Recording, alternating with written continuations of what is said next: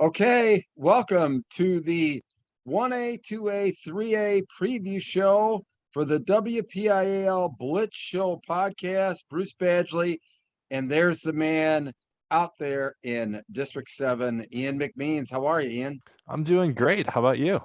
Well, I'll tell you what, we've had a little trial and tribulation here this evening, getting going. So we're out here on the deck once again. I guess the only thing I can hope is that we don't have another shower come through, but hey, we'll fight through it, right? That's right. Yep. You got to do what you got to do. The football's an all-weather sport. It's not like baseball. They don't stop when the weather rolls through, and we don't stop the show for anything either. So, great show last week when we previewed 4A, 5A, and 6A. So if people haven't looked at that, go check it out on YouTube. Just search for the Whitfield Blitz Show. You can follow us on Twitter, and we're excited to be here tonight to preview the other three classifications. This is pretty much the first week of the high school football season. Games kick off. I think there's a couple on Thursday of this week, the 25th. So we're really getting into it here. And then, next week, the official regular season starts after the week 0 games this week. So here we go. All right, here we go. You got control. Let's do it. Okay. So since we are talking about 1A, 2A, and 3A tonight, I will just have a brief memory back to last year where Central Valley captured the Whitfield and state championship for the, third year in a row for the Whitfield title, second year in a row for the state championship, but they've moved up to 4A this season. So we'll get into 3A. That's a wide open classification. Sarah Catholic won the 2A Whitfield title, and Bishop Canavan won the 1A Whitfield title. And there's all of our information for how to find us on our various social media outlets, and also check out steelcityblitz.com for all of my Whitfield preview articles. All 17 Whitfield conferences are now up there and previewed, and we'll have some other goodies in the next few days before the season starts. All right, here we go. Okay, so just a little bit about PIAA alignment history for those that didn't watch last week's show. That things started back in the early 1920s, 1930s with three classifications. In 1973, the Pittsburgh Catholic League joined up with the WPIAL here in Western Pennsylvania. The three divisions were kind of renamed from BAAA to AAA, but nothing functionally changed. In 1980, when the state kind of came in and ordered a fourth classification to be created, those three classes were split into four. And then in 2016, it was realigned into six classes. So, what used to be a fairly evenly distributed number of schools between four classifications is now distributed by 1/6 instead of 1/4.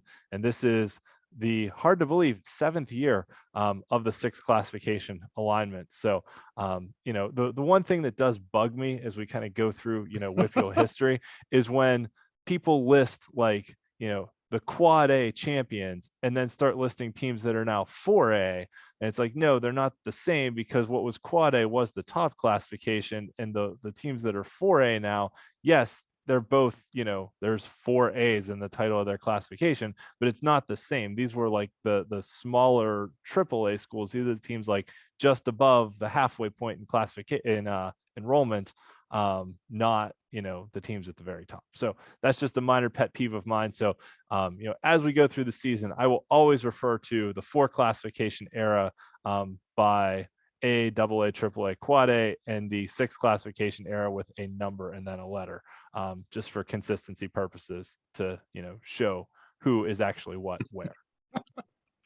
So for those that don't know or might need a quick refresher how PIAA realignment works, all the football playing schools in Pennsylvania, which there's 555 of this year, submitted enrollment numbers to the PIAA late last year.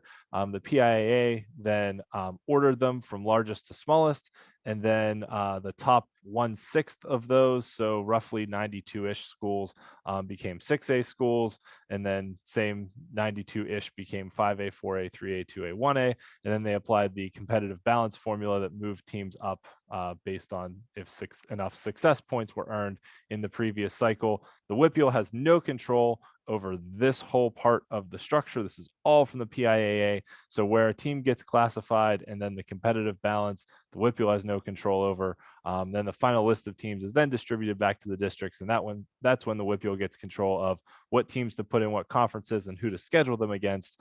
But the Whitfield for the record, has no control over whether a team is in 3A, 4A, 5A, 2A, not the Whitfields thing. That's completely on the PIAA. Let me ask you this question, Yes. Ian. On so obviously their conference schedule is set. Each individual school has their choice of their non-conference schedule. No. And that's what I wanted to confirm, is that it is the WPIAL that does that, right? The WPIAL schedules weeks 1 through 9. Schools can schedule their own week 0 opponent. And then there are a couple open slots that the WPIAL gives a very few number of teams that they have as open dates that they could schedule. So in the WPIAL, there are 117 schools that play. So that's obviously an odd number. So one school each week isn't going to get to play another WPIAL opponent. So there's one school out of the 117 every week that has an opportunity to schedule their own game or take it as a bye week. But really, other than that, the WPIAL schedules everything from weeks 1 through 9, and schools can make their own week 0 schedule. Yeah, and since you have such a, and you'll get into it, but that complex formula, I mean, that is very unique to the state of Pennsylvania, that the WPIAL has so much control over each team's football schedule. I can say out here in District 3 that at least 3 or 4 games are the responsibility of each individual school to schedule. So just something to point out that I think, the rest of the state should know, is that the district is the one that's really setting just about all of the football schedules out there. Yes. Yep, that is correct. And it works out pretty well. I think generally schools are, or for the most part, happy with it, because then they don't have to go out and try and find opponents, for the non-conference games. So and we'll talk a little bit later on about some of the week 0 games that got scheduled that are really good matchups. But sometimes when you have to scramble to find opponents, last year was a bit of an anomaly because of, cancellations and everything. But last year in week 0, which was the only week that the, teams can schedule their own teams, Greensburg Central, Upper St. Clair was supposed to play a team. And Upper St. Clair is a 5A team. They're supposed to play a team from out of state, I think Maryland or New Jersey or something.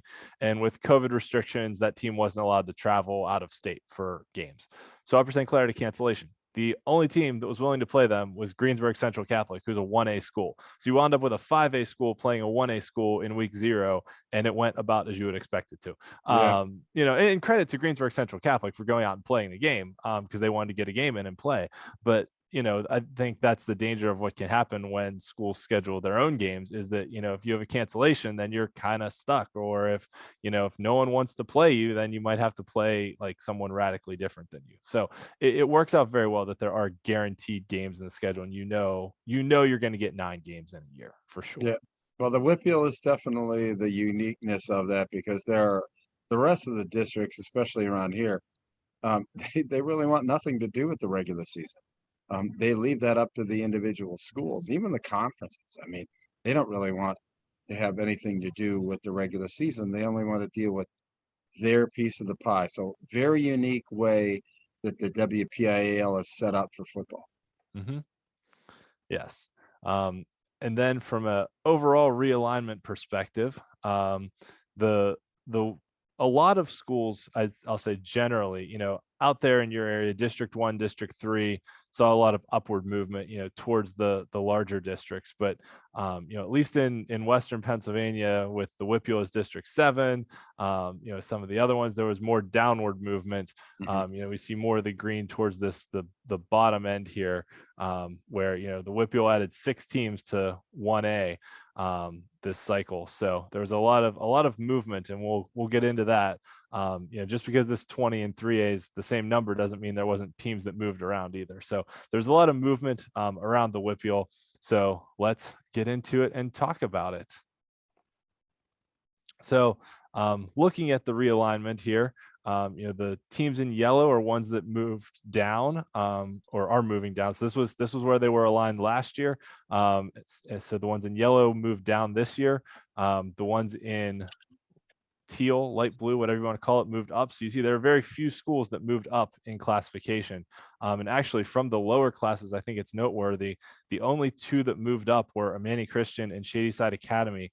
And both of them moved up because they had co-op agreements with other schools that raised their enrollment numbers. So their enrollment numbers in their own schools weren't necessarily enough to force them to move up, but because they started new co-op agreements with some other schools this year, that those additional enrollment numbers kind of moved them up to the two larger classifications. So once we sort it all out, here's what it looks like. 1A grows in size tremendously with those actually 7 new teams coming in because Amani moved up. So 7 moved down, 1 moves up. And you can just see how many schools are in yellow that have kind of moved down the chart here in the WPIAL. So looking at the playoff qualifiers, just because it is a realignment year, so it kind of changes how many teams qualify. The WPIAL a few years ago instituted a formula to determine how many playoff teams qualify. So basically, if a conference has 6 or 7 teams in it, then 4 of those teams will make the playoffs. If a conference has 8 or more teams in it, then 5 of those teams make the playoffs. So pretty straightforward. The only caveat is in 1A with 30 playoff teams or 30 total teams, there's only enough weeks before the state playoffs to have 4 rounds of playoffs, so only 16 teams can make it, which is a pretty straightforward 4 from each conference. But a couple of those conferences do have 8 teams, so like by the formula, they should have qualified 5. But 18 versus 16 in 1A doesn't make a huge difference. It's the top 4 from each conference. That's pretty straightforward. 12 teams will still qualify in 3A, 14 teams will qualify in 2A, so the top 2 will get buys there. The top 4 teams in 3A will get buys. And again, for the fans that are really not familiar with the WPIAL, it's the conference schedule is what determines whether you make the playoffs, not your overall schedule in the WPIAL, correct? Yes, that's correct. Yeah, conference games are the only ones that matter for playoff qualification. So it's just the conference games are the only ones that matter. And so like the top 4 teams in the conference standings based on conference games only are the ones that make the playoffs. And we have had situations where, you've had a team that was, 3-6 overall make the playoffs over a team that was, 5-5 overall, because the 5-5 team went, 0-5 in the conference, and the 3-6 team went, 2-3 in the conference or something like that. So, it can happen that a team with a worse record will make the playoffs because they just win the right games. They win their conference games because those are the ones that matter. Yeah, completely different than a District 3. So Yeah, I'm not saying it's always been like that in the WPIAL. They've think that's always done good. it that way. Yep. I think that's good. I really do. I think that there's a number of ways to skin a cat, and but for the fans out there, most everybody on this side of the state, it's all power rankings. Out in the WPIAL, it's just your conference games. Yeah. When it adds more weight to the conference games, and it makes it easier for, I'll say, regular fans to figure it out, because you can, open the newspaper and just see what the standings are and not have to be like, and even looking ahead, you can be like, okay, we play this team next week. They're in 4th place. We're in 5th place. We need to beat them to move up, rather than trying to figure out, okay, if we beat this team, how many points does it add to our power ranking? Like, you can figure that all out, but it takes a long time. It does. It so, does. And yeah. you actually hope that the team that you beat wins the rest of their games. Yeah. Because you want that team to do well. That helps the team's power ranking. So yes. Very interesting. Yes. All right. So let's talk about 3A. So as you can see, 3 conferences here. Looking at the realignment, so this is how everything was aligned last year with the Allegheny 7, Interstate, and Northwest 6 conferences. We have a handful of teams moving down from 4A and a couple moving up from 2A. Seton LaSalle is voluntarily playing up from 2A into 3A. So looking at realignment, the biggest news is Central Valley, the 3-time defending WPIAL 3A champions and 2-time defending state champs, is moving up to 4A this cycle. Both their enrollment would have caused them to move up anyway, but I believe the power rankings formula thing that the state does also would have forced them up anyway. So either way, they're moving up to 4A. They're basically just a swap with Beaver there. So Beaver's enrollment dropped enough to move them down to 3A. That works out pretty well. Those schools are like 5 miles apart from each other. So pretty easy switch there.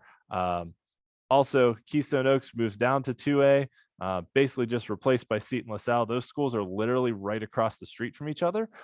So another pretty easy geographic switch with the two of those.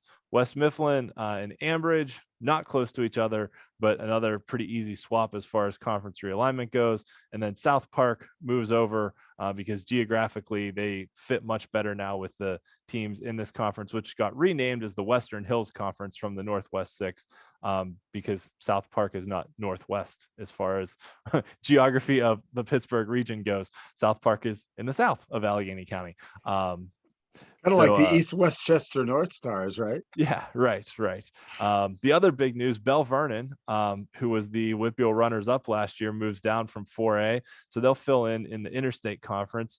Yawk moves down to 2A. Brownsville actually is playing as an independent now, so they move out of the WPIAL altogether. So they remain as a Whitfield school for all other sports, but in football, they've decided to play an independent schedule. They're actually the 4th Whitfield team in the last few years that's decided to do that. Albert Gallatin was the first. Butler and Uniontown were next, and then Brownsville is the next one to go.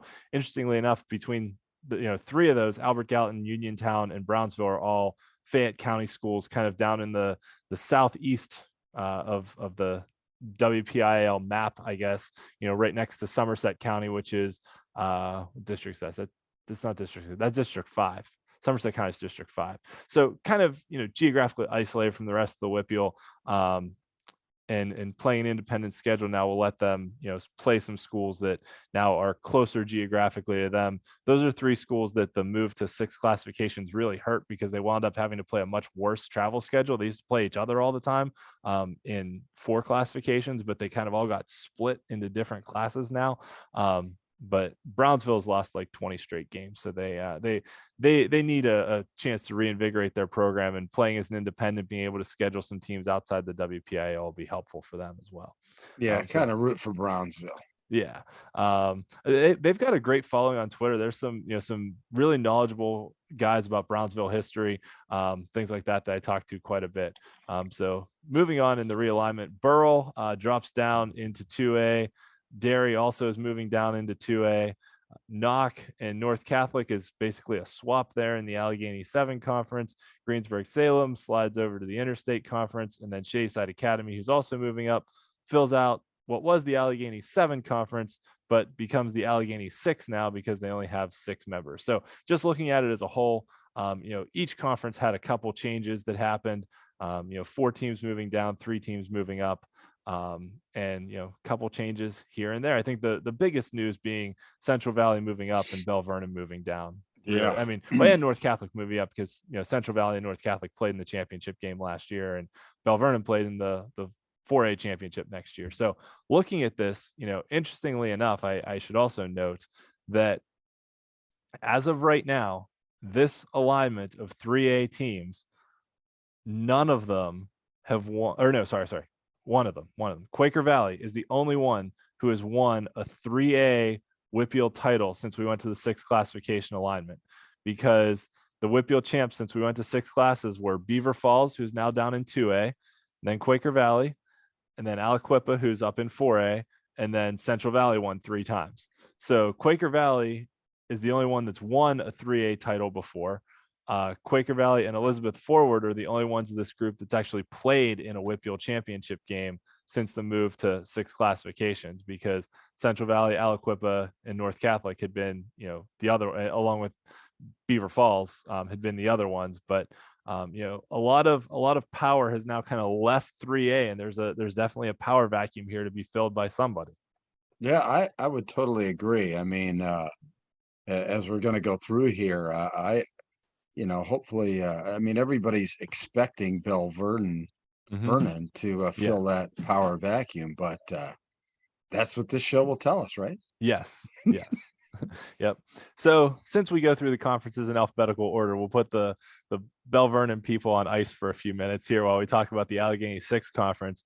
And this is one, I mean, North Catholic had won this conference for 3 straight years. And then the year before that, I think Derry won it. So Derry's moved down to 2A, and North Catholic, after winning 3 straight conference titles, is now up in 4A. So none of these teams have won a conference title, you know, in the 6 classification era. So this is one where it's totally wide open. Freeport's the team I really like. They play some great defense. We had their head coach John Gaylord on the show 2 years ago on our first year of the Whitfield Blitz show that we did. And so I think Freeport and East Allegheny are probably the top 2 teams in this conference. Shadyside Academy moving up from 2A. It's always kind of hard to tell when a team moves up, but they've got some pretty good players returning.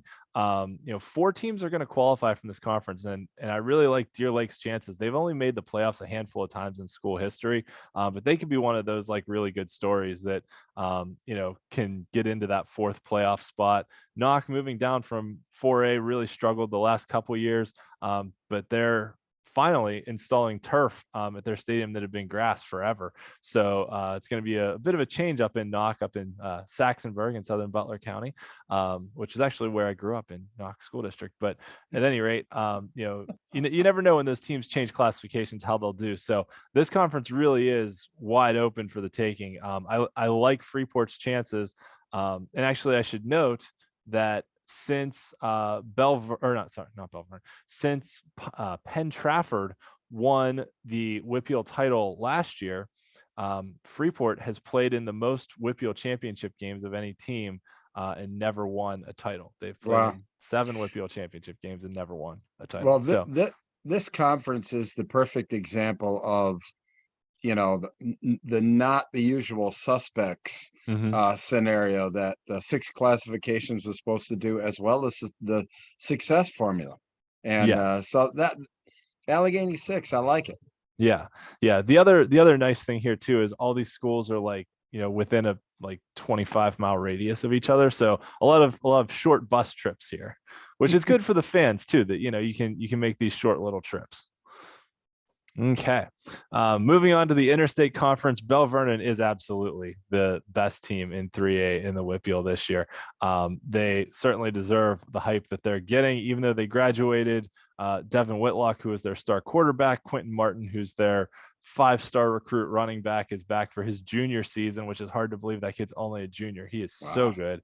And now moving down to 3A, he could win the WPIAL rushing title just playing a half a game every game. I mean, he is that good.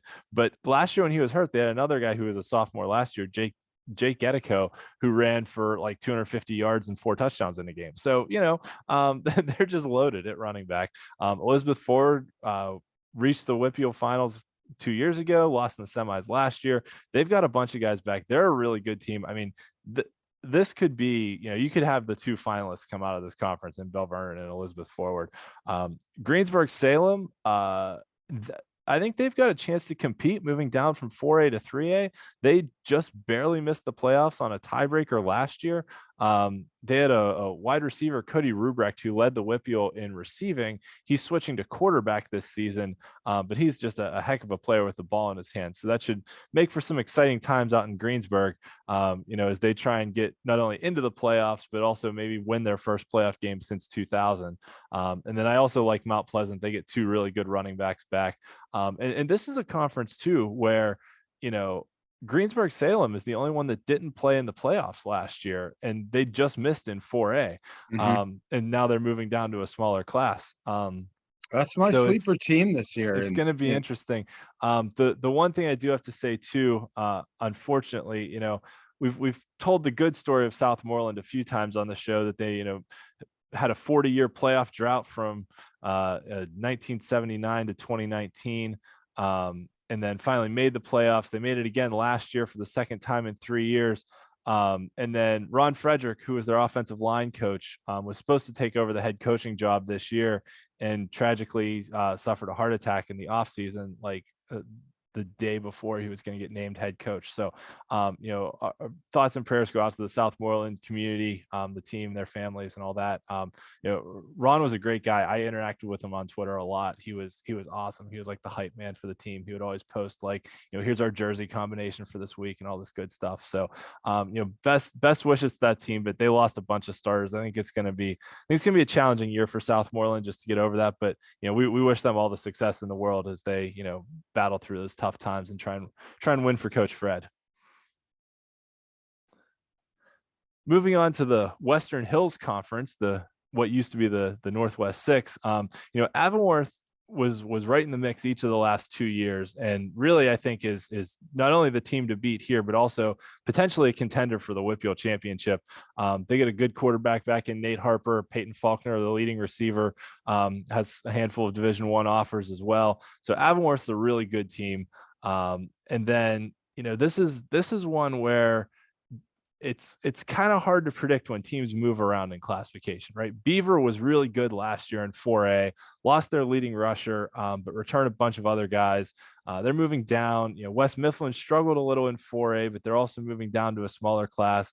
Seton LaSalle struggled in 2A and is voluntarily playing up. South Park had some struggles last year. Hopewell and Quaker Valley were kind of bottom of the barrel both of the last 2 years. So this was one of the hardest, you know.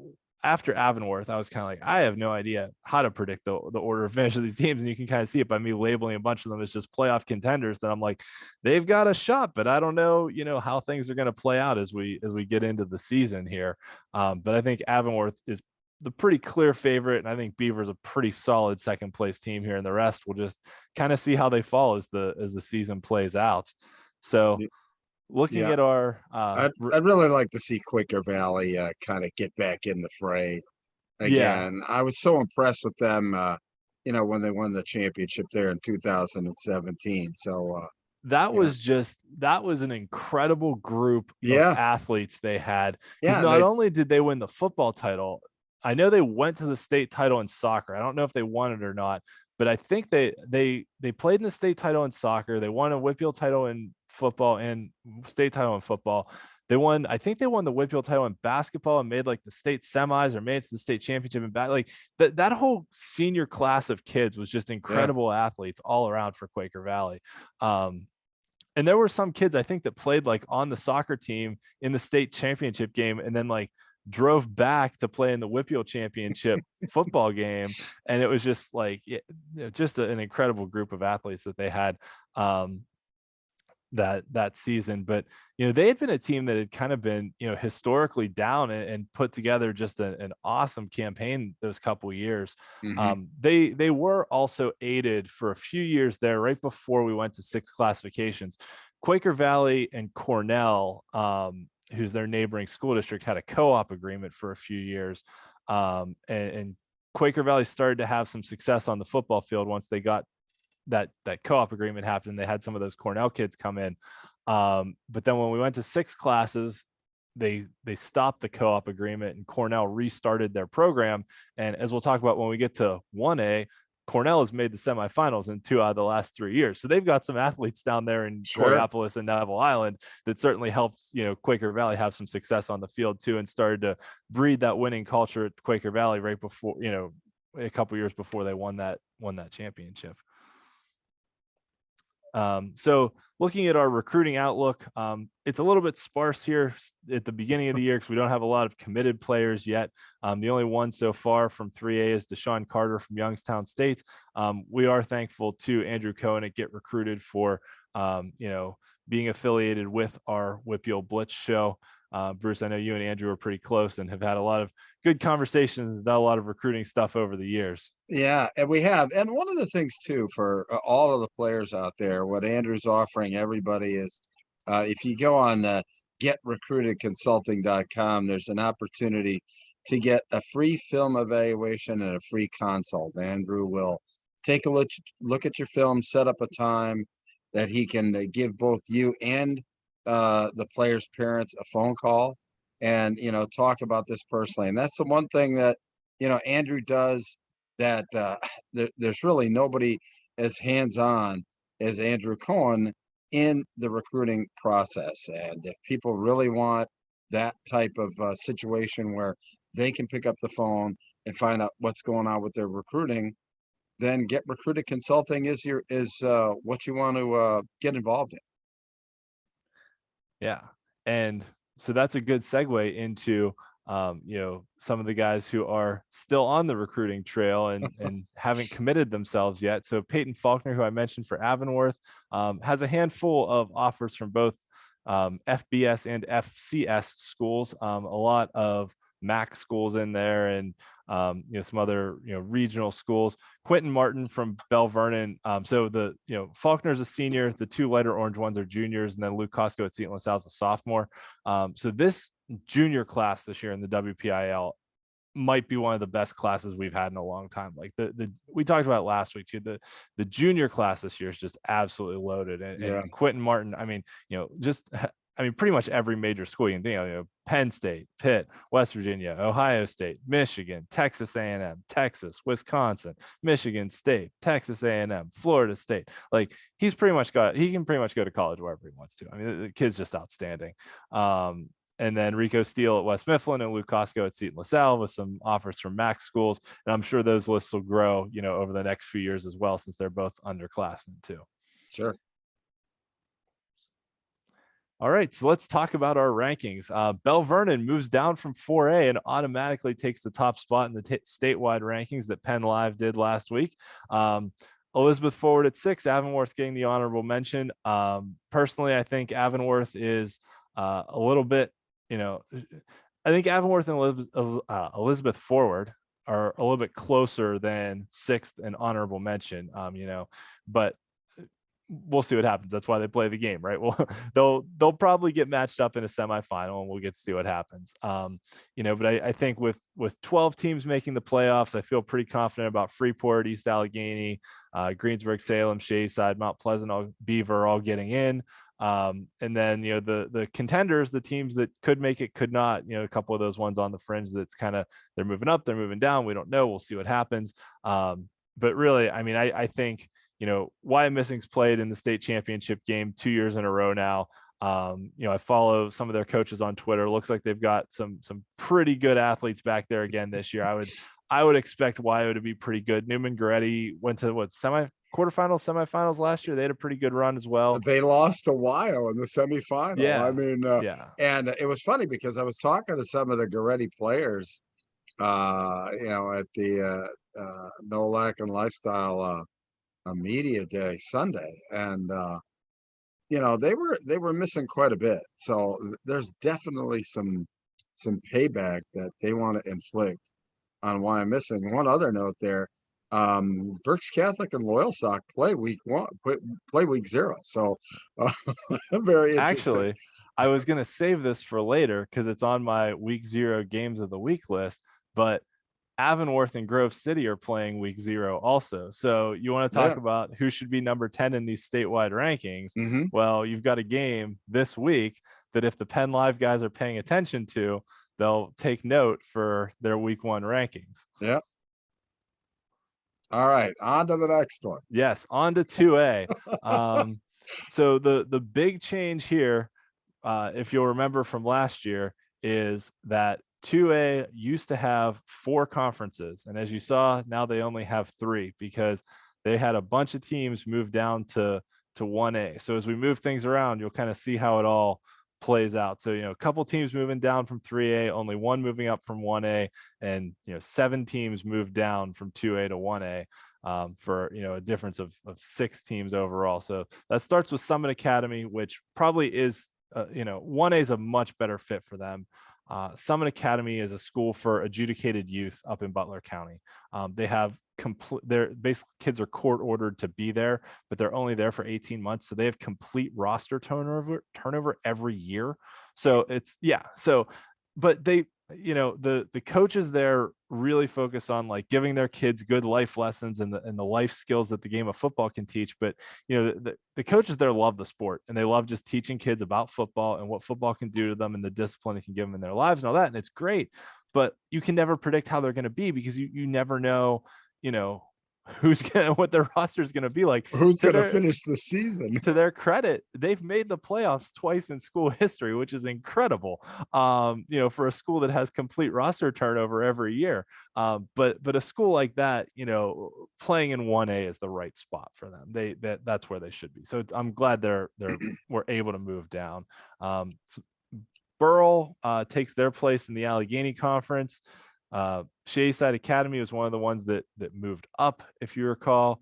And Amani Christian moving up from 1A. The only team moving up from 1A is the one that fills that spot in the Allegheny Conference. And then Derry and York will now fill out the Allegheny Conference, which goes from 6 to 8 teams in a pretty big change in schedule structure, going from 6 teams in your conference to 8. 5 though make the playoffs, right? Yep. Yeah, 5 will make the playoffs. So the other big news, Laurel moving down from 2A to 1A. They won the Midwestern Conference last year and lost a very tight 6-0 quarterfinal game to eventual champion Sarah Catholic. So Laurel, name to watch out for in 1A when we start to talk about them. Their spot gets filled by Western Beaver in the Midwestern Conference.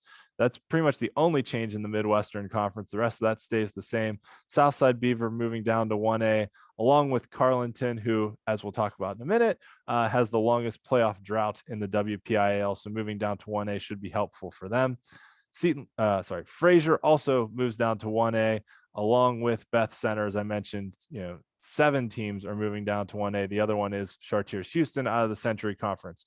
So that left a bit of a gap in the Century Conference. So basically what the WPIAL did, since we had this massive difference in teams, was basically to consolidate everyone else into the Century Conference. Keystone Oaks comes down, moving down from 3A. Seton LaSalle moves up to 3A. Stowe Rocks, who made the semifinals each of the last 2 years, actually made the championship game 2 years ago, moves into the Century Conference with a good Washington team who was unbeaten last year before they got upset in the playoffs, along with Brentwood. So that eliminates the Three Rivers Conference. So we now are down to just 3 conferences in 2A, but you'll get 5 teams in from both the Allegheny and the Midwestern and 4 in from the Century. So there will still be a very healthy playoff field here of lots of good competitors for this title.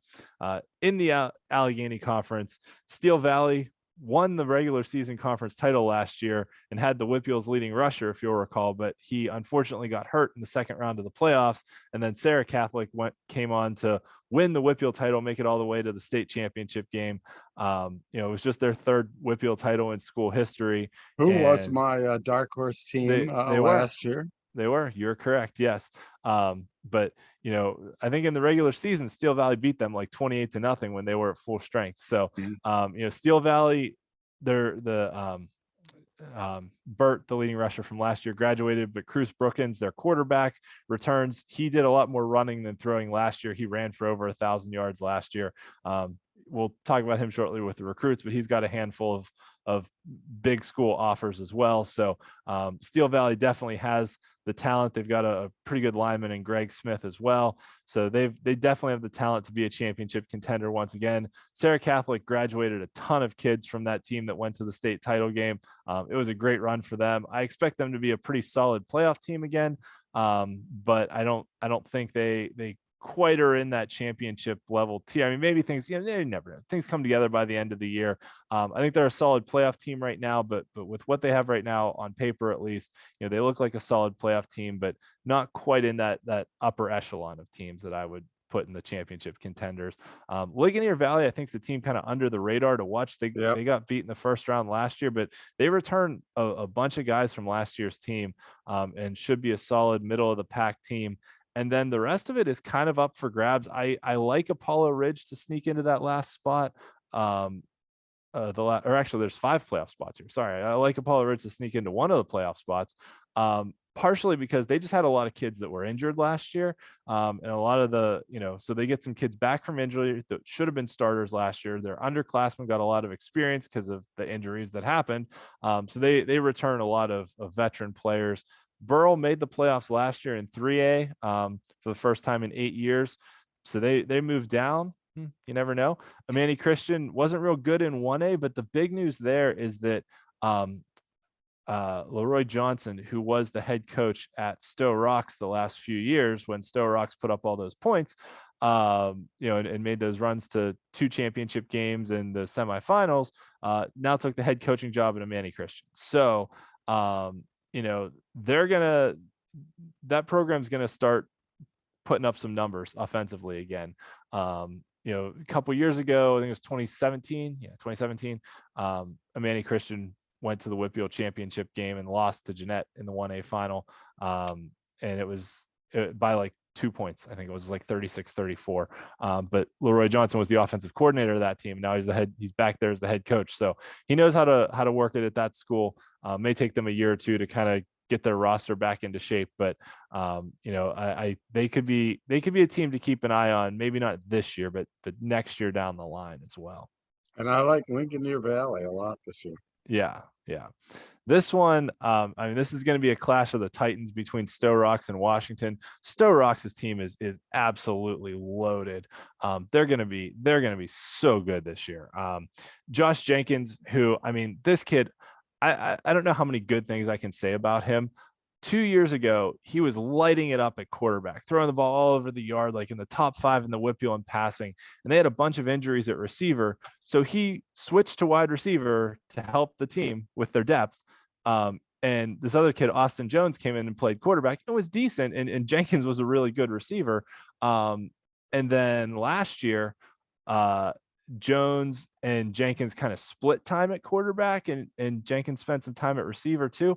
But now Jones has graduated, so Jenkins will just be the quarterback full time and very well might lead the Whitfield in passing, because the kid's outstanding. He's a great teammate, and Stowe Rocks gets their top 4 receivers back, from a team that likes to throw the ball all over the yard. So they're going to be really, really good this year. That's going to be a tough team to stop. The big question for Stowe Rocks is kind of how they handled the coaching transition with Leroy Johnson moving over to Amani Christian, but I think they'll handle it just fine. I think they're going to be in excellent shape. And I should just give a shout out to the Vikings wide receivers, Zay Davis, Terry Booth, Jamont Green Miller, and Drayvon Miller Ross. Those kids are all outstanding. If anyone has a chance to go see Stowe Rocks play this year, they're probably going to lead the Whitfield in scoring this year. They're probably going to average like 49 points a game at least, maybe. Wow. Yeah, they're that good. And it doesn't sound like you're going out on a limb by saying that either. No, they are that good. Let me see what they did last year. Hold on, I'll pull it up. All right, last year they averaged 43 points a game. It was 42.8. And other than Sarah Catholic held them to 12 in the semifinals. Avonworth held them to 19, but other than that, it was pretty much 35-40 plus every game. So yeah, I would imagine last year in the playoffs they put up 61 on Shady Side and 62 on Mohawk. So before they got really shut down by Sarah Catholic. So wow. Yeah, Stowe Rocks is that good. And they get basically everyone back. Washington has a really good and exciting quarterback in Davon Fuse. And they've got some other really good players. Washington, won the conference title last year. Washington and McGuffey had kind of been battling back and forth over the last few years for this conference title, but now you introduce Stowe Rocks into the mix and introduce a Keystone Oaks team with a quarterback in Nick Buckley, who ended his season last year in the playoffs by throwing for 334 yards and 5 touchdowns in a close loss to North Catholic. So, there's 4 quality teams in this conference. Waynesburg is kind of an up and coming team. They got a lot of kids that were sophomores and freshmen last year that saw a lot of playing time. So Waynesburg's not quite there yet, but give them another year or two. And I think Waynesburg will be right back in the mix as well. But yeah, the top of this conference is just so good this year. Yeah, they're definitely top heavy. And then the Midwestern Conference, Beaver Falls, since they moved down to 2A 2 years ago, has really been, arguably the dominant force. I mean, they won the Whitfield title in 2020. They reached the Whitfield championship game in 2021. And they returned their quarterback Jaron Brickner, their leading rusher Isaiah Ascherbacher, and their leading receiver Trey Singleton. You get that much back in 2A, you're going to be a championship contender, and especially if you made the championship game last year. So I think Beaver Falls is right there in the mix as well. Neshannock and Western Beaver, both quality teams. The one sort of unfortunate under the radar storyline to keep an eye on here is Mohawk. There was just a story that broke on Twitter tonight from the Newcastle Sports News that there's an ongoing investigation into hazing at Mohawk. They've canceled their week 1 game against Union, which was a non-conference game. Wow. So it doesn't matter, or not their week 1, sorry, their week 0 games. They canceled this week's game against Union, which is a non-conference game. But I guess they're having a meeting later this week to kind of determine if they're going to even play football this year or not. So that's serious. I guess so. Yeah. I haven't heard any details other than there's an investigation about hazing, but we'll see what happens there. I know things, there was a hazing incident out at Middletown that didn't turn out well. So you hate to hear about those. Yeah, absolutely. So, we'll just a story we're going to keep an eye on here. Especially if it means forfeiture of games. Yep. So as of right now, none of the 2A players that I could find have actually committed yet. So we're just going to talk about the offers they have. I mentioned the 2 kids from Steel Valley, Cruz Brookins, who most of his offers are at defensive back to play safety. But I mean, when you have an offer from West Virginia, that's a pretty serious offer. Greg Smith, the lineman, has a North Carolina State offer, along with, both those guys have some MAC school offers. Josh Jenkins, the quarterback from Stowe Rocks, has an offer from VMI. Drayvon Miller-Ross, the wide receiver from Stowe Rocks, has a couple MAC school offers. Davon Fuse from Washington has a Pitt offer, along with a couple others. And then some underclassmen, actually 2 sophomores, Samaj Fuse from Washington and Deshaun Burnett from Manny Christian, all have some offers as well. But I'm guessing this list will grow as the year goes on as well. Yeah, and even beyond, players, and that if there's any trainers out there or organizations that are, working with players, Andrew will set up programs by which anybody who enrolls, in with that trainer would automatically get, a free consult and review. So, not only players, but trainers and gyms, anybody who's dealing with, these athletes. Definitely give Andrew Cohen a call at Get Recruited Consulting. Oh, that's really cool that he'll do those partnerships with the gyms and stuff. Yeah, he signed up.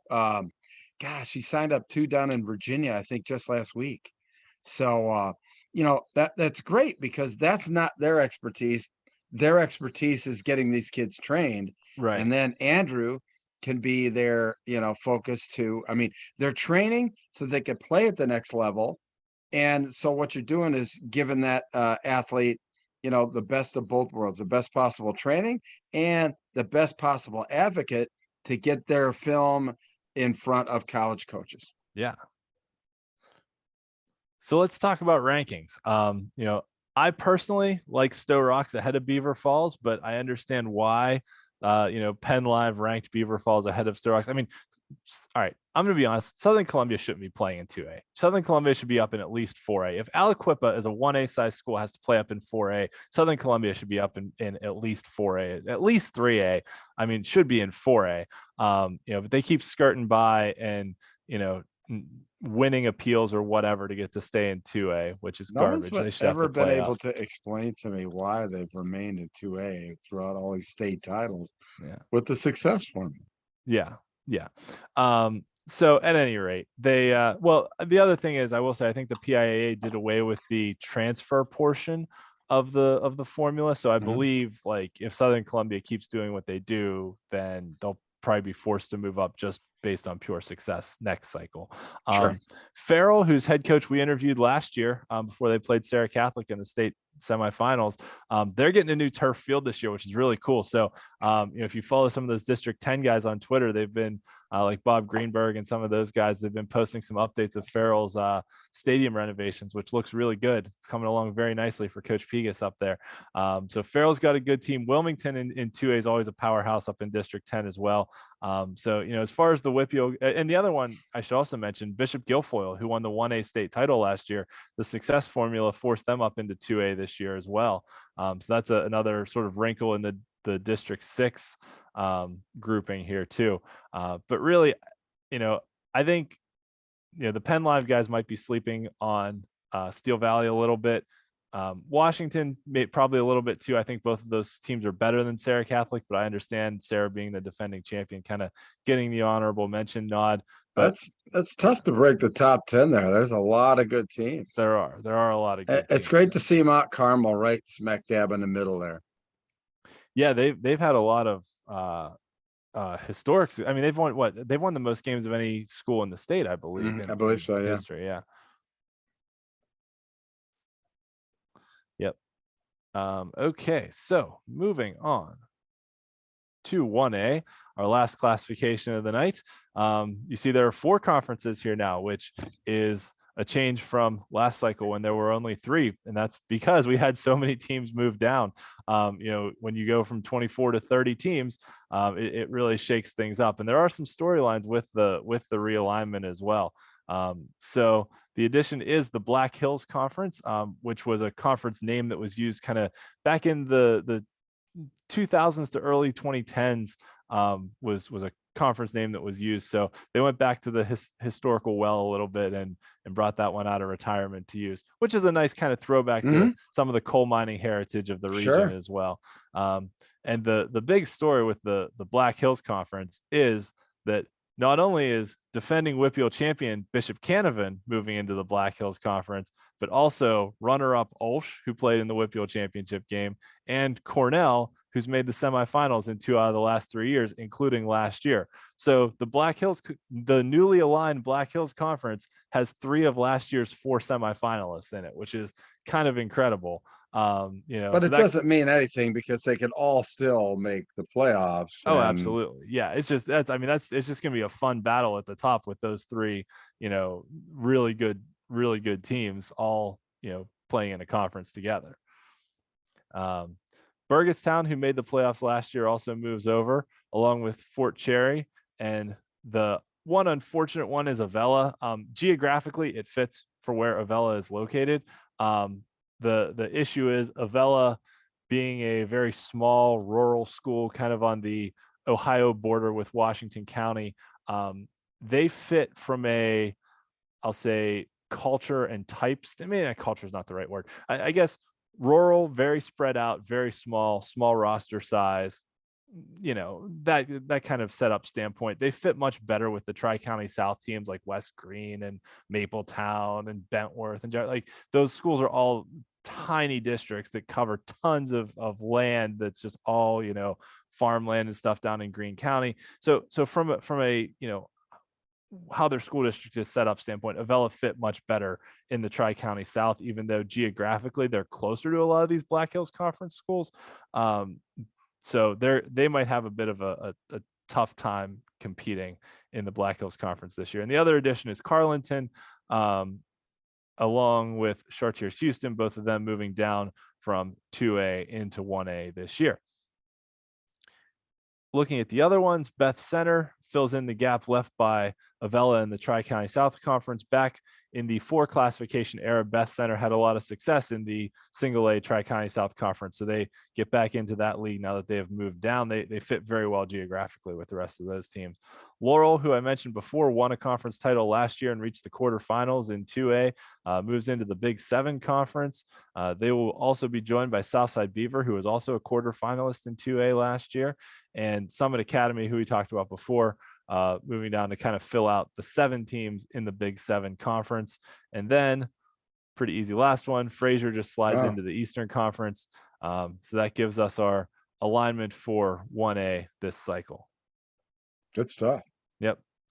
I love that. Manny Christian is the only one moving up to 2A. Forgot to mention that. Yeah, great Yes. job with all of your demonstrating the conference realignments and all these classifications, Ian. I mean, just classic, man. Great job. Thank you. Thank you. I was really excited when I figured out how to make things move around. So let's talk about the Big Seven here. Rochester is the perennial powerhouse. They're a championship contender every year. They've been to 4 semifinals in the last 5 years, including the last 2 years. And they are a powerhouse team. They've got they've got some players back last year. Their quarterback was injured last year, so but they're a team that likes to run the ball a lot, and they run the ball well, and they're always good. So they are, a championship contender once again. Laurel and Southside moving down from 2A to 1A. Both of those bring a couple players back, had a couple good players graduate. So, both of those teams were quarterfinalists last year. So I think they're certainly playoff teams this year. Should be right in the mix in the Big Seven conference. And remember, in 1A, since there are 4 conferences, just the top 4 teams, regardless of how many teams. So just the top 4 making the playoffs. Really makes the regular season, the regular season or the conference schedule just very, very important. Oh, absolutely. Yeah. Yeah. And you figure when you have, 7 teams in your conference, 6 of your 9 regular season games are going to be our conference games. So, yeah, those games matter a whole bunch. And you've got Shenango team that made the playoffs last year, gets their leading rusher, CJ Miller, back. Northgate, who we interviewed their head coach, Mike Fulmore, last year after they snapped a 32-game losing streak, and they went on to win a couple games last year. So, that's kind of a situation of like, when is a 3-7 season a resounding success? Well, when you lost 32 straight games, a 3-7 season is a resounding success. And that team played a lot of young players. And they're building back in the right direction to get back into contention this year. So I'm not sure if they're quite there yet, but they're getting closer, and so it's a step in the right direction. So good for them. It's always good to see when you have a team that's kind of been down in the dumps for a while, turn around and get back into the mix. Yeah, absolutely. The Black Hills Conference, we talked about Bishop Canevin and Olsh. Both of them only graduated like 5 seniors last year, and they made the Whitfield championship game. So they're both going to be good for a while. Bishop Canevin has 2 kids at quarterback who are both underclassmen, and Jason Cross and Cole Olszewski. They might have, one of the best wide receiver tandems in the WPIAL, unless they lacks. And what's the kid's name? He was the Xavier Nelson. I was like, he was the 1A player of the year last year. I can't think of his name. Xavier Nelson at wide receiver. And Canevin's really, really good. They get pretty much everyone back, and they're deservedly the favorites this year. Yeah, experience so huge, especially I think in the smaller classifications. Yeah. Olsh graduated their leading rusher, but Sean Curry, kid who just ran for 1,000 yards at Carlinton, transferred to Olsh. So Olsh just, restocks that pile, as some Catholic schools seem to be able to do from time to time. When they have someone graduate, they can just go pluck someone from a public school team. I'm just saying. That would take days and cost thousands of lives if we got into that discussion, but that's okay. And Cornell, who's been a really good team, made the semis in 2 out of the last 3 years. Has their quarterback / defensive end EJ Dawson back. His dad's the head coach. Really cool story there, how they've been able to kind of resurrect that program after they were in a co-op agreement for 4 years and have brought them back to prominence. Last year I think Cornell won their first conference title since like 1983, so it was awesome. Great story for Cornell, and they should be right back in the mix again this year. Dawson's a great defensive end too. He might get some D1 offers as a defensive end. And then Chartiers Houston moving down from 2A, where they made the playoffs last year. Fort Cherry was had some injuries last year that kind of just kept them out of the playoffs. They missed out on a tiebreaker. Actually, they lost out to Burgettstown on a tiebreaker for missing the playoffs last year. So, all these teams going to be right in the mix for those 4 playoff spots in the Black Hills Conference. But I think it's really top heavy with the top 3, and then we'll see how the other ones sort out for that last playoff spot. The team that is shockingly kind of getting slept on a little bit is Clairton, which totally agree. Is weird that Clairton isn't getting hyped as, the perennial powerhouse that they are. They returned their quarterback, Capone Jones. And the other thing, and maybe it's because, Clairton lost in the quarterfinals last year, which Clairton lost in the quarterfinals to a good Ulsh team. Don't get me wrong. That was a good Ulsh team, but also Clairton, I think, only had like 20 guys on their roster for that quarterfinal game because of injuries and a couple suspensions. So like they were not at full strength. They beat Bishop Canevin by 10 points at full strength last year. They beat them 28-18. So, and then Canevin went on to win the WPIAL title. So at full strength, Clairton was as good as anyone last year. They deserved that number 1 seed they got. They just, Ulsh had a really good defensive run in the playoffs, and, Clairton was missing some guys in that game. And that can happen. Anyone can get injured at any time. You never know. And especially in 1A, when teams just don't have a lot of roster depth, it makes a big difference. But Clairton's got some guys back, and their freshmen and sophomores were just lighting it up on the 7-on-7 circuit this summer. They won every tournament they played in. Every time there was a tournament, I'd see the Clairton coaches or the Clairton account posting like, oh, we want to know, here's our guys that won this 7-on-7 tournament. Oh, we won this 7. So their skill position players are just awesome. They're so good, and especially with how young they are. I mean, I read an article today that they said they clocked 2 of their guys running 4.5 40s, and they were sophomores. And I was like, wow. You're a high school sophomore and you're running a 4.5 40. So yeah, what's in the water, kids? Clairton's just one of those incredible programs that, I mean, they've just like Aliquippa. I mean, just like Aliquippa. Yeah. I mean, they just all they do is win. They just keep winning. It's in the water down there. Not in the water you're drinking, but in the water that they're drinking. Right. No, not in the water I'm drinking, but I've been talking a lot, so I'm a little parched. That's okay. The feel-good story of last year was Leechburg. They snapped a 32-year playoff drought to make the playoffs for the first time. And not only did they make the playoffs, they won a playoff game, getting to the quarterfinals. And now they return their leading rusher, Braylon Lovelace, who has committed to Pitt. I'm not sure if he's going to play running back or linebacker there, but I mean, that kid's really good. And, when you have a Pitt commit, or when you have any D1 commit on a 1A school, that automatically puts you in championship contender position. So Leechburg's definitely a team to watch, who had been bad for a long time. 32 years without going to the playoffs is a long time. And, congrats to them for turning it around and slogging through it. And, if you have a chance to go see Braylon Lovelace play this year, it's definitely gonna be worth the price of admission, because, he could very well win the WPIAL rushing title. Greensburg Central Catholic has some guys back from their team last year that lost in the first round of the playoffs. Springdale, should be a solid middle of the road team as well. And Jeanette had some really tough times last year. Jeanette went to that state title game in 2020, and then had a mass exodus of players and coaches with transfers and graduations and everything else that happened. A couple kids transferring out of state, and just really decimated their program and kind of had to rebuild from the ground up. So they have a new head coach this year.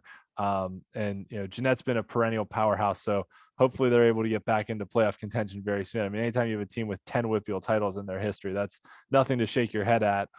They should get back into it fairly quickly. They have a great culture they've built up there around their football program. And then Fraser, moving down from 2A, returned some people, but had a really injury plagued and struggle filled season last year. And then Riverview is still kind of working through their rebuilding as well. And finally, the Tri-County South, arguably one of the most fun conferences to talk about, because these teams they have been swept out of the playoffs in the first round each of the last 2 seasons. So a lot of these, like I mentioned before, very small, very rural school districts. But when they play amongst themselves, it is super fun. It is so much fun. This is I have this secret love for the Tri-County South, because when they play each other, it's just so much fun to watch. Because you never know who's going to be good from one year to another, and a team could go from the bottom to the top. And it's California's kind of been the powerhouse of the group. West Green had been down for a long time, but has had a recent run of success, made the semifinals in 2019. Mapletown snapped a 4-year playoff drought last year, and get their leading rusher Landon Stevenson back. And he potentially has a chance. I mean, I would say arguably to maybe win the Whitfield rushing title. And that's the other thing is that, guys in the Tri-County South down here, they don't play a lot of defense in the TCS. I'll just be honest with you. Well, a lot of small rural schools, very small roster sizes that, you get kids sling it playing around, baby. Get kids playing both ways. And, they get tired as the game goes on. So Stevenson ran for over 1,700 yards last year, has over 4,000 for his career, almost 4,000 for his career, just under 4,000 for his career. But with another big year, I mean, they're basically going to give him the ball 30 times a game. So, Mapletown's going to be right in the mix as well as a playoff team. And then Carmichael's, who made the playoffs last year, best center moving down from 2A, Monessen, who also made the playoffs last year. Only 4 teams are going to make it, but I couldn't tell you which 4 they're going to be. Bentworth, Bentworth sets up for a great conference schedule. It does. Yeah. Bentworth and Jefferson Morgan played a lot of young kids last year. Jefferson Morgan's biggest issue is just guys on the roster. They only had like 15 or 16 guys at the end of last season on the roster left that were healthy. So they just, barely had enough to field a team. So, it's one of those things in single A where, you get these small roster sizes and it's hard to have the depth to be able to stay competitive. California actually has a huge roster this year. I think they almost 40 kids, which for a 1A program is gigantic. Sure. And they return their entire offensive line for a team that runs the ball all the time. They're a very run heavy program. So, when you return your entire offensive line, you're going to be in pretty good shape, which is why I like them to win the conference title. So looking at some recruits, Cal Leonard from Shenangos committed to James Madison. I mentioned Braylon Lovelace going to Pitt. Amari Mack from Greensburg Central Catholic has a Sacred Heart offer, but he's not committed yet. So we'll see. I'm imagining there'll be a few other guys as the year goes on that accumulate some more offers. So we'll keep an eye on that as well. Looking at the statewide rankings, Bishop Canavan, deservedly so, is the number 1 team in the state after being a semifinalist last year and losing to Red Bank Valley. Old Forge, Steelton High Spire, sort of always in the mix. And actually doesn't Steel High plays Bishop Canavan week 1 or week 0 this year. They think play this week. Yeah. This week I'm at, they call it like the Peach Bowl there in Chambersburg. Yep. And they're playing they play each other Friday night. And I'll be there actually broadcasting Saturday afternoon the Bishop McDevitt Imhotep game. So very interesting, and great job setting that up by Chambersburg High and athletic director there. So site of the state championship games this year too, right? No, Chambersburg is much south. You're thinking of Cumberland Valley. Oh, I'm thinking Cumberland Valley. The other C one, one of those ones that starts with a C that's out that way. The other C one. Yeah, no, but great facility though. Love Chambersburg. They do a great job with the PIAA. They always host a lot of the East-West games down there. They're definitely a neutral site. Yeah. Because they're so far out of the way. But they have a great facility, and looking forward to that this upcoming Saturday. Yeah. Should be good. There's a lot of good games on that slate. So looking at the Whitfield here, I think the top 5 I think are kind of head and shoulders better than everyone else, but there's another solid group of playoff teams that anyone could kind of sneak in there. And then, like we said, if there's an injury or two, you kind of never know what happens. But I think Canavan, Olsh, Clairton, Rochester, and Leechburg are pretty clearly the 5 best Whitfield teams. I still, seeing Clairton not in the top 10 though just seems wrong to me. That they're getting slept on a little bit, and they're a really, really good team. They got a chance to prove it. I mean, I've been there before. I mean, you get that chip firmly on the shoulder and just go for it. Yep. And with the freshmen and sophomores that Clairton has coming in, I mean, they're good. They're not just going to be good this year. They're going to be good for years to come too. So I know you love streaks, so we're going to talk about All our right. Whitfield streaks. The one I'll note on here is Brownsville being highlighted because they are playing an independent schedule. So their playoff drought will just stay at 21 years because they won't be eligible for the playoffs anymore. But we'll keep an eye on how they do for winning and losing playing in the their independent schedule. Uniontown last year snapped a 35-game losing streak, which I believe was the longest in the state at the time, playing an independent schedule. So but as far as winning streaks go, Central Valley hasn't lost since the state championship game in 2019, when they fell to Wyoming area. So they've won 27 in a row. Mount Lebanon, Aliquippa, Penn Trafford. Mount Lebanon went unbeaten last year. Aliquippa and Penn Trafford also won state titles, but lost regular season games early in the year. Aliquippa lost to Central Valley early last year. Conference winning streaks. Interestingly enough, here, the two longest ones, North Catholic and Central Valley, both of those schools move up from 3A to 4A this cycle. So we'll see, playing in a higher classification, if those conference winning streaks are able to continue. Conference losing streaks, Elwood City has kind of been down in the dumps for a while. Connellsville moved down from 5A to 4A, so that may help them a little bit. Summit Academy moved down from 2A to 1A, so that may help them as well, or in their overall losing streaks, as well as their conference losing streaks. And as conference losing streak wise, Hempfield moved down from 6A to 5A, so that may help them as well. Yeah. And there was one other note I had on the. It's still just that's such an incredible record of 27th straight for Aliquippa and Thomas Jefferson. That's just unheard of. I mean, my God. Yeah, they've made the playoffs every year since 1994. I remember the other note I had on the conference losing streaks. Ringgold and Connellsville are in a conference together now since Connellsville moved down to 4A. Well, so somebody's gonna win. Yeah, somebody's got to win. Somebody's streak is gonna get snapped. So and actually, in speaking of 4A, with those playoff streaks, you got Thomas Jefferson, Aliquippa, and McKeesport all with the three longest playoff streaks in the WPIAL, all playing in 4A this year. So that TJ and McKeesport in the same conference. Now, as far as playoff droughts go, we'll see.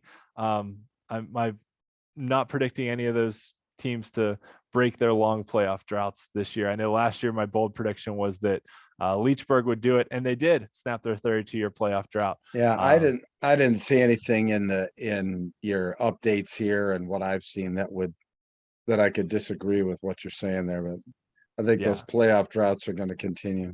Most likely, yes. All right, so let's talk predictions, since I know you like putting me on the spot here. So if you want to talk, I wrote out some chalk predictions and some bold predictions. Central Catholic on paper, best team in Quad A. And really, I think Seneca Valley, Mount Lebanon, North Allegheny, any one of those teams could make it back to the championship game. So, if you want to talk about a bold prediction, the bold prediction would really be that Central Catholic doesn't make it back to the championship game.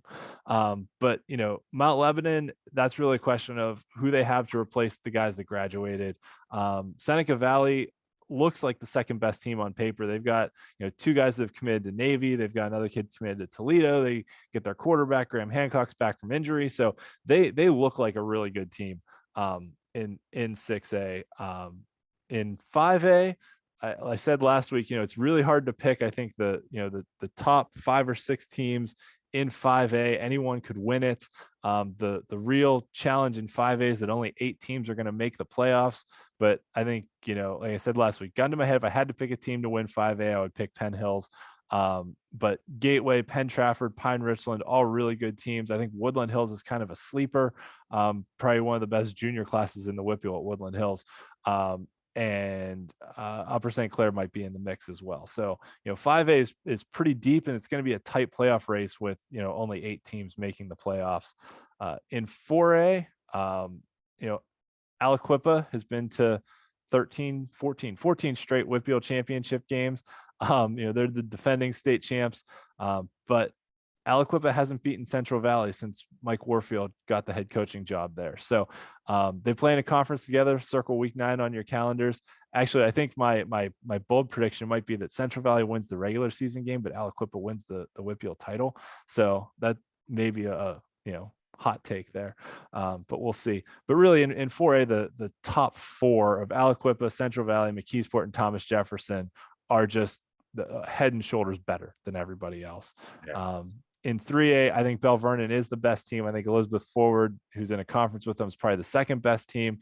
But Avonworth, I think, is either second or third. And Freeport, you never know. They might make it back to the Whitfield championship game if they win. You win your conference, you never know what happens. So that would be my bold prediction. Kind of would be Freeport making it all the way to the title game and Bell Vernon not making it. In 2A, I feel like Stowe Rocks and Beaver Falls are 1A, 1B. I think they are the best two teams. But I really like what Steel Valley has done. And I think a bold prediction, if you want to talk about one, would be Sarah Catholic making it back to the championship game, just being able to restock kind of everything that they lost to graduation. That's bold with a capital B. Yeah. In 1A, the chalk prediction is a repeat of last year, Bishop Canevin winning over Olsh. And like I mentioned, Clairton getting slept on a little bit. Clairton and Rochester, the perennial powerhouses. Feels weird saying that's a bold prediction. That's usually the chalk prediction for 1A is like Clairton and Rochester. But overall, my bold prediction is that Deer Lakes will make the playoffs for the first time since 2015. Well, so my overall prediction, since I gave you, what the chalk one and what the bold one would be, this is kind of a melding of the two, but these are my official Whitfield Blitz show predictions, which is Central Catholic over Seneca Valley in 6A, Penn Hills over Gateway in 5A, Aliquippa over McKeesport, not Thomas Jefferson, not Central Valley, McKeesport in 4A, Bell Vernon over Avonworth in 3A, Stowe Rocks over Steel Valley in 2A. I really like the Steel Valley team. I know what Beaver Falls brings back. I know how good they are, but I really like the Steel Valley team. I think they're getting slept on. And then Clairton over Bishop Canevin in 1A if Clairton's able to stay healthy.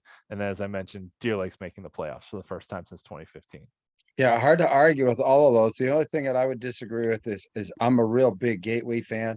I think Gateway, maybe a team that could be looking at a PIAA championship.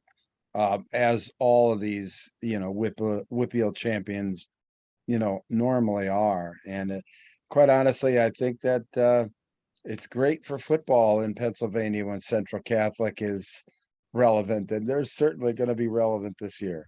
They are. And actually, that's a great segue into my week 0 games of the week, because one of the premier games this week is Central Catholic going out of state to play the #1 ranked team in Ohio, St. Edwards. Mm-hmm. So that is, that's exactly what week 0 should be.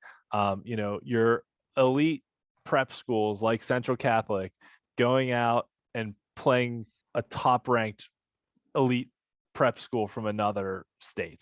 Like that's a really cool matchup to me. Well, it's easier for the Whitfield schools to do it, but just what you talked about earlier, in that their preseason schedule doesn't matter in their it's their conference schedule is what determines the playoffs. And in other leagues, it's all about power rankings. And let's just say a District 3 team, if they went out and played a team in Ohio, they get nothing. They get no points. They get, not that, sometimes that there aren't benefits to that, but it definitely hinders teams with an ability to go out and actively pursue that type of out of state schedule. Yeah.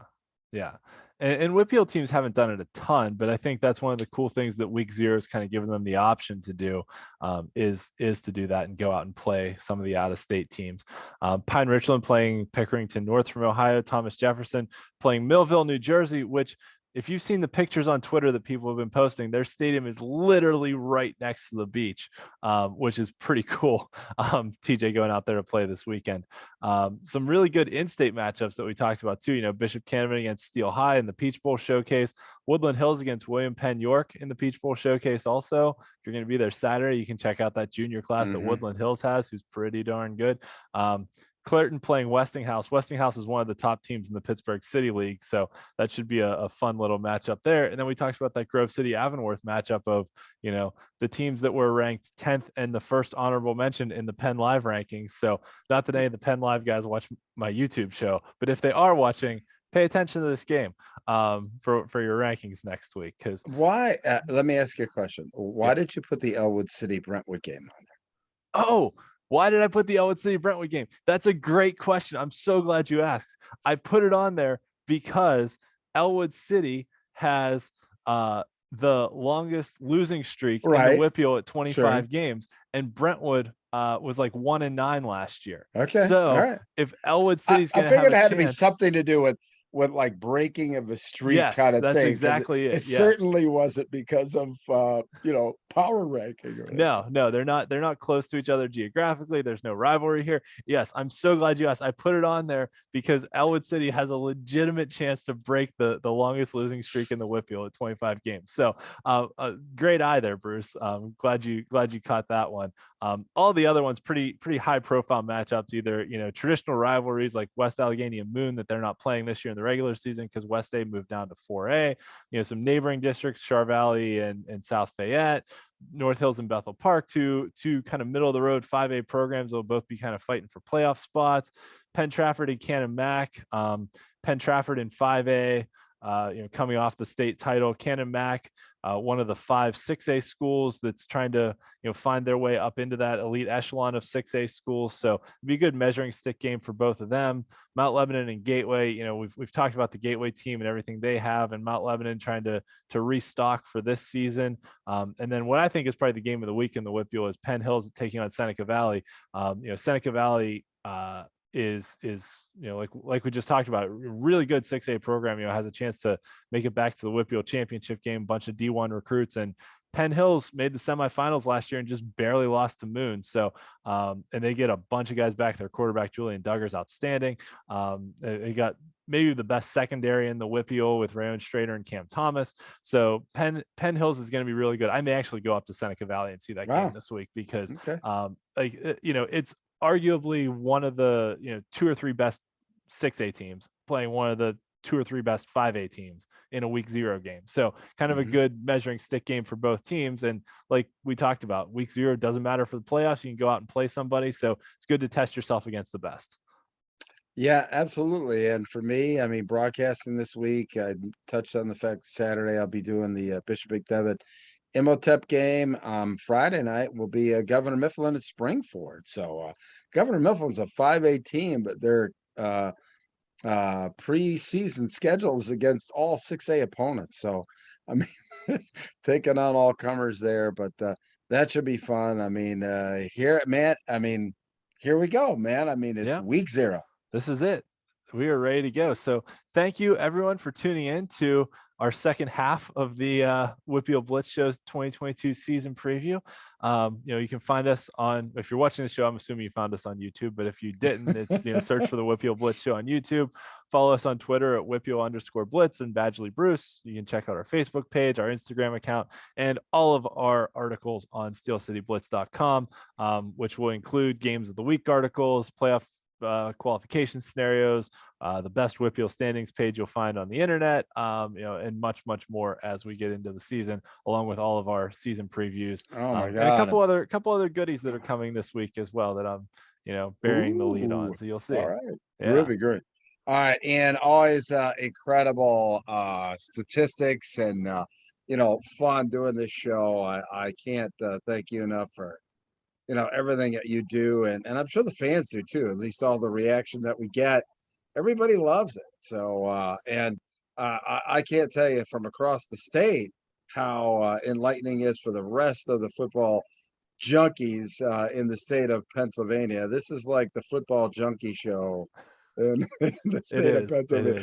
It is fantastic, man. So and terrific. Since we do have a couple games this week of WPIAL teams playing against other teams, I wore my WPIAL versus All Yins shirt for the show tonight. So just a little shout out to, I'm always biased towards my District 7 teams when they go play teams from other districts. And it's cool to see them go play them, but I'm very pro WPIAL on this show. Next week I'll try and wear like our Brood Athletic shirt that giveaway for, we start Players of the Week next week, and hopefully we'll get a coach's interview next week. I mean, so many different things we can add and reshuffle the deck, and Man, so much going on. It's just pretty incredible. Yeah, I'm looking forward to it. It's going to be an exciting season. It's great to be back in a full season, a full slate, full off season. It seems like the pandemic is mostly behind us now, so we're mostly back to normal in life, and we'll get full fans in the stands and everything else. And I'm looking forward to a great season. Yeah, so much is back to normal, but probably the single biggest change in Pennsylvania football is at the end with the state championships going to be at Cumberland Valley High School this year. I can tell you that, being there for Mid-Penn Media Day a couple of weeks ago, they have really pulled out all the stops in upgrading that facility and all of the high-tech stuff related to the field, the scoreboard, and the lighting. I mean, it's just going to be incredible. Yeah. Yeah. It'll be fun. It'll be different not seeing the games at Hershey. But something different. We'll see how it goes.